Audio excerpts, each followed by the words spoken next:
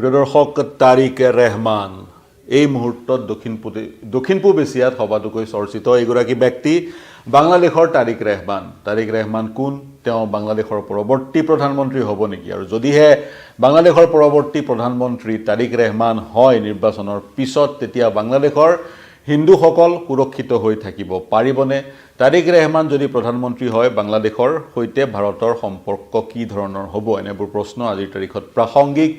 আপোনালোক সকলো অৱগত তাৰিক ৰেহমান হৈছে বাংলাদেশৰ যিটো মূল ৰাজনৈতিক দল এই মুহূৰ্তত বাংলাদেশ নেশ্যনেলিষ্ট পাৰ্টি বিএনপিৰ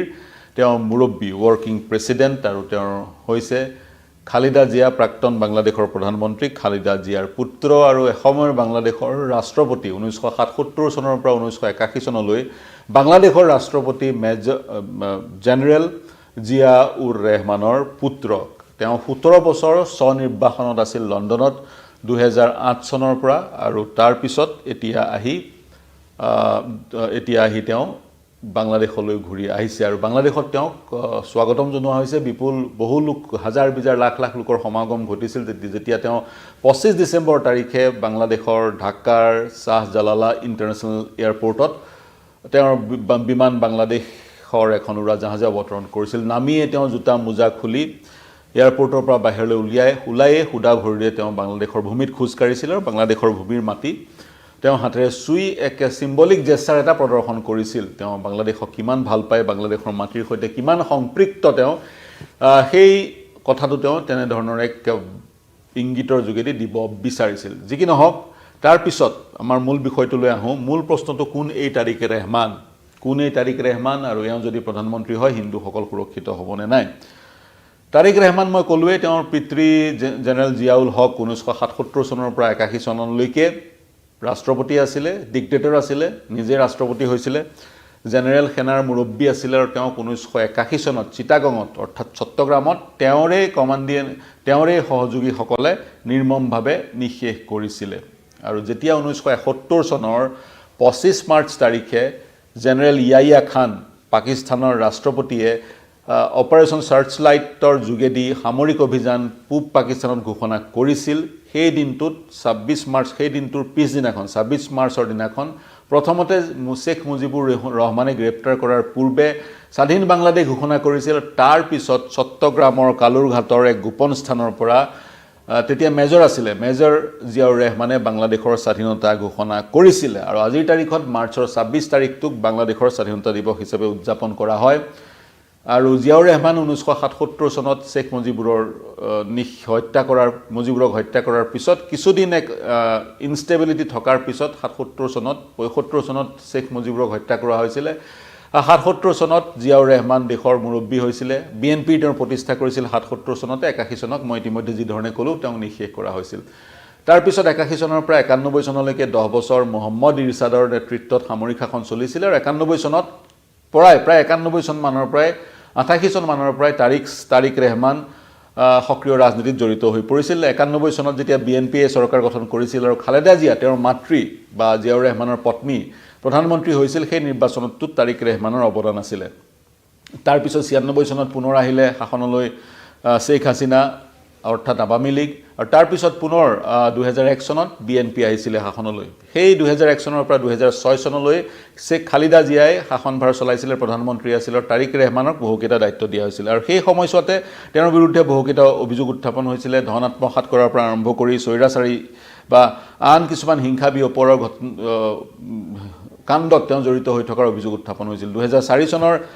ঢাকাৰ এক ঘটনাত তেওঁ আৱামী লীগৰ যিসকল শীৰ্ষ নেতৃত্ব সেইসকলক এছাচিনেট কৰাৰো প্ৰয়াস কৰাৰ অভিযোগ তেওঁৰ বিৰুদ্ধে আছে এতিয়া 2008 চনত যেতিয়া এক পথ প্ৰশস্ত হৈছিল বেগম খালিদা জিয়া শাসনলৈ অহাৰ 2008 চনত তেওঁক 2007 চনতে তেওঁ গ্ৰেপ্তাৰ কৰা হৈছিল কৰাপচনৰ অভিযোগ আছিল তেওঁৰ বিৰুদ্ধে 2008 চনত তেওঁ মুকলি কৰা হ'ল 2009 চনত তেওঁ চিকিৎসা কৰিম বুলি কৈ লণ্ডনলৈ গুচি গ'ল যি লণ্ডনলৈ গ'ল তেওঁ আৰু ঘূৰি নাহিল 2018 চনত যেতিয়া তেওঁৰ মাতৃ খালেদা জিয়াক শেখ হাছিনাৰ চৰকাৰে গ্ৰেপ্তাৰ কৰিলে তেতিয়া লণ্ডনৰ পৰাই তেওঁ বিএনপিৰ দায়িত্ব ল'লে অৰ্থাৎ 2018 চনৰ পৰা 2025 চনৰ 25 ডিসেম্বৰলৈকে তেওঁ বিএনপি লণ্ডনৰ পৰা চলালে 2000 তাৰ পিছত প্ৰায় 7 বছৰ লণ্ডনৰ পৰা বিএনপি চলোৱাৰ পিছত 2025 চনৰ 25 ডিসেম্বৰ তাৰিখে তেওঁ দেশলৈ ঘূৰি আহিলে আৰু যেহেতু এইবাৰ আৱামী লীগক এক প্ৰকাৰ সাইডলাইন কৰা হৈছে নিষিদ্ধ কৰা হৈছে আৱামী লীগে নিৰ্বাচনত অৱতীৰ্ণ হ'ব নোৱাৰিব তেনে স্থলত ফেব্ৰুৱাৰী 12 তাৰিখৰ নিৰ্বাচনটোত বিএনপি সৰ্বাধিক আসন দখল কৰাৰ সম্ভাৱনা আছে এইগৰাকী ব্যক্তি তাৰিক ৰেহমানে বগুৰা 6ৰ পৰা নিৰ্বাচনত প্ৰতিদ্বন্দ্বিতা কৰাৰ সম্ভাৱনা আছে আৰু এইখন ছবি হৈছে তাৰিক ৰেহমান আৰু মোহাম্মদ ইউনুছৰ কিন্তু এই ছবিখন হৈছে সেই সময়ৰ যি সময়ত তেওঁ 2025 চনৰ 25 ডিসেম্বৰ অৰ্থাৎ কালি তেওঁ ঢাকাত উপস্থিত হৈ মোহাম্মদ ইউনুছক সাক্ষাৎ কৰিছিল তাৰ পিছত তেওঁৰ মাতৃ চিকিৎসাধীন হৈ আছে এখন হস্পিটেলত মাতৃক সাক্ষাৎ কৰিছিল কিন্তু ইয়াৰ আগতেও লণ্ডনত মোহাম্মদ ইউনুছৰ সৈতে এখন বৈঠকত মিলিত হৈছিল তাৰিক ৰেহমান গতিকে যেহেতু নিৰ্বাচন খেলাৰ প্ৰতি এক পৰিকল্পনা কৰিছে বগুৰাৰ পৰা নিৰ্বাচনত অৱতীৰ্ণ হ'ব তাৰিক ৰেহমান গতিকে নিৰ্বাচনত জয়ী হ'ব তেওঁ সম্ভাৱনা অধিক আৰু নিৰ্বাচনত জয়ী হোৱাৰ পিছত তেওঁৰ দলটোৱে যদি 300খন আসনৰ ভিতৰত সৰ্বাধিক আসন পায় সৰ্বাধিক আসন তেওঁৰ দলটোৱে পোৱাৰ সম্ভাৱনা আছে তেনেস্থলত তেওঁৰ দলটোৱে চৰকাৰ গঠন কৰাৰ দিশে অগ্ৰসৰ হ'ব তেতিয়া তাৰিক ৰেহমান বাংলাদেশৰ প্ৰধানমন্ত্ৰী হোৱাৰ পূৰ্ণ সম্ভাৱনা আছে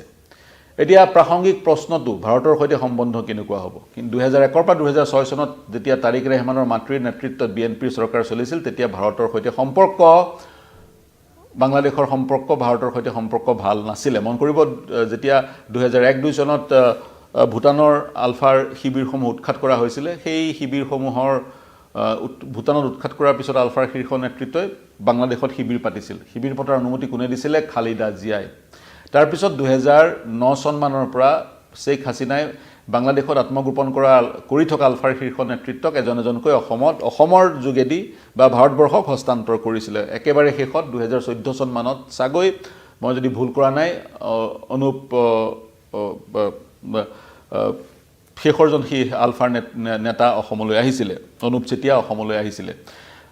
বা ভাৰতবৰ্ষলৈ আহিছিল বুলি ক'ব পাৰি গতিকে 2001 চনৰ পৰা 2006 চনলৈকে তাৰিক ৰেহমানৰ মাতৃৰ নেতৃত্বত যিখন চৰকাৰ চলিছিল সেই চৰকাৰখনৰ সৈতে ভাৰতবৰ্ষৰ সম্বন্ধ খুব ভাল নাছিলে কিন্তু এইবাৰ দেখা পোৱা গৈছে খালিদা জিয়া তাৰিক ৰেহমানৰ মাতৃ যেতিয়া অসুস্থ হ'ল তেতিয়া প্ৰধানমন্ত্ৰী নৰেন্দ্ৰ মোদীয়ে খালিদা জিয়াক ভাৰতবৰ্ষক চিকিৎসাৰ কাৰণে এক অফাৰ প্ৰদান কৰিছিল তেওঁ আহ্বান জনাইছিল খালিদা জিয়াই যিকোনো মুহূৰ্তত ভাৰতবৰ্ষলৈ আহিব পাৰে আৰু ভাৰতবৰ্ষত উন্নত চিকিৎসা দিল্লী মুম্বাই বেংগালুৰু আদিত উন্নত চিকিৎসা ল'ব পাৰে ইয়াৰ প্ৰত্যুত্তৰত এক বৰ কৰ্ডিয়েল জেষ্টাৰ দিছিলে তাৰিক ৰেহমানে তেওঁ ধন্যবাদ দিছিলে প্ৰধানমন্ত্ৰী মোদীক আৰু যদি প্ৰয়োজন হয় ভাৰতবৰ্ষৰ সহায় ল'ব বুলিও কৈছিলে গতিকে এক প্ৰকাৰ ইয়াৰ পৰা স্পষ্ট হৈছে তাৰিক ৰেহমান যদিহে প্ৰধানমন্ত্ৰী হয় ভাৰতবৰ্ষৰ সৈতে এটা বন্ধুত্বপূৰ্ণ সম্পৰ্ক বজাই ৰখাৰ তেওঁ প্ৰয়াস কৰিব কাৰণ দুইখন দেশ নেইবাৰ্ছ আৰু দুইখন দেশৰ মাজত যিটো ট্ৰেড ভলিউম সেইটো বৃহৎ আৰু যদিহে ভাৰত আৰু বাংলাদেশৰ মাজত সম্বন্ধ ঠিক নাথাকে তেতিয়া সকলোতকৈ বেছি ক্ষতি হ'ব বাংলাদেশৰ গতিকে আশা কৰা হৈছে যে যদি তাৰিক ৰেহমান প্ৰধানমন্ত্ৰী হয় আৰু বিএনপিয়ে চৰকাৰ গঠন কৰে তেতিয়া দুইখন দেশৰ মাজত বৰ্তমানৰ যি তিক্ততা সেই তিক্ততা হ্ৰাস পাব আৰু সেই দুইখন দেশৰ মাজৰ সম্বন্ধই বন্ধুত্বপূৰ্ণ সম্বন্ধলৈ ৰূপান্তৰ হ'ব এতিয়া দেখা পোৱা গৈছে বাংলাদেশত মোহাম্মদ ইউনুছৰ নেতৃত্বত এখন ডিফেক্টো চৰকাৰ চলি আছে আৰু বাংলাদেশত ইউনুছৰ চৰকাৰ চলি থকাৰ সময়ছোৱাত এজনকৈ হিন্দুৰ ওপৰত নিৰ্যাতন চলিছে নিশেষ কৰা হৈছে উপৰ্যুপৰি অত্যাচাৰ কৰি নিশেষ কৰা হৈছে যোৱা 12 দিনত 3জন তেনেধৰণৰ হিন্দু যুৱকক লিঞ্চ কৰা হ'ল গতিকে বিএনপি যদি শাসনলৈ আহে আৰু বিএনপিৰ যদি ভাৰতবৰ্ষৰ সৈতে সম্বন্ধ ঠিক থাকে তেতিয়া বাংলাদেশত হিন্দু সকলো সুৰক্ষিত হৈ থাকিব পাৰিব ভাৰতবৰ্ষৰ বিচাৰিছে তাৎক্ষণিকভাৱে বাংলাদেশত নিৰ্বাচন হওক আৰু এখন গণতান্ত্ৰিকভাৱে নিৰ্বাচিত চৰকাৰে দেশখন পৰিচালনা কৰক আৰু যদিহে গণতান্ত্ৰিকভাৱে নিৰ্বাচিত চৰকাৰ এখনে দেশখন পৰিচালনা কৰে তেতিয়া ভাৰতবৰ্ষই সেই দেশখনৰ সৈতে কথা বতৰা পতা বা এপ্ৰ'চ এটা দিয়াৰো এক সুযোগ থাকে সুবিধা থাকে বা এক কণ্ডিউচিভ পৰিৱেশ থাকে গতিকে সেয়ে ভাৰতবৰ্ষৰ এই মুহূৰ্তত কাম্য আৰু যি ধৰণে বাংলাদেশৰ কিছুমান নেতাই এই মুহূৰ্তত ভাৰতবৰ্ষক প্ৰভোগ কৰি আছে বিভিন্ন কথা কৈ উত্তৰ পূৰ্বাঞ্চল দখল কৰিম অসম আজুৰি ল'ম সেভেন সিষ্টাৰ্ছক বাংলাদেশৰ অংশ কৰিম ইত্যাদি বিভিন্ন ভাষ্য প্ৰদান কৰি ভাৰতবৰ্ষক প্ৰভোগ কৰি আছে সেই কাৰ্যও ইণ্টাৰনেশ্যনেল এক চক্ৰান্তৰ আন্তৰ্জাতিক এক চক্ৰান্তৰে অংশ বিশেষ বুলি ভূ ৰাজনীতিৰ ভূৰখাসকলে ক'ব বিচাৰে পাকিস্তান চাইনা বা আমেৰিকাই এই মুহূৰ্তত ভাৰতবৰ্ষই ইউনিলেটাৰেলি একপক্ষীয়ভাৱে বাংলাদেশক আক্ৰমণ কৰাটো বিচাৰে কিন্তু ভাৰতবৰ্ষয়ো কূটনৈতিকভাৱে খুব সাৱধানে পদক্ষেপ আগবঢ়াইছে ভাৰতবৰ্ষই এই মুহূৰ্তত কোনো ধৰণৰ টেনচন এস্কেলেট হোৱাটো বিচৰা নাই বৰঞ্চ ভাৰতবৰ্ষ অপেক্ষা কৰি আছে এখন গণতান্ত্ৰিকভাৱে নিৰ্বাচিত চৰকাৰ গঠন হোৱালৈ আৰু তাৰ পিছত ভাৰতবৰ্ষই কূটনৈতিকভাৱে বিষয়বোৰ আগবঢ়াই লৈ যাব বুলি আশা কৰা হৈছে। যি কি নহওক, তাৰিক ৰেহমানে শিৰোনাম দখল কৰাৰ কাৰণে আমি তেওঁৰ ৰিলেটেড তেওঁ জড়িত হৈ থকা বাতৰিবোৰ দি আছোঁ। বাংলাদেশৰ প্ৰতিটো খবৰ আপোনালোকে নিউজ 18 অসম নৰ্থ ইষ্টত পাই থাকিব। তাৰ সমান্তৰালে